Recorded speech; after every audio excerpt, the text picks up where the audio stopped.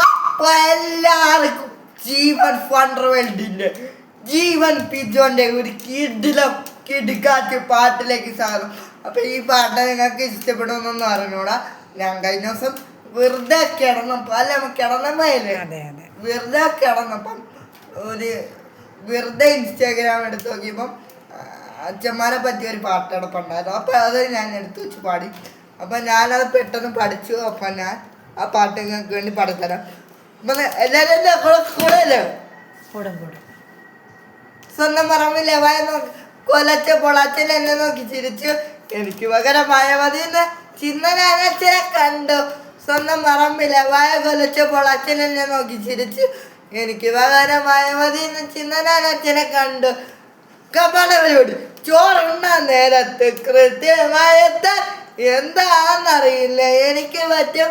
ചുമ്മാതിരിക്കുമ്പോൾ കിടന്നുറങ്ങാൻ വല്ലാത്ത കൈവൻ്റെ ഉള്ളിലുണ്ട്.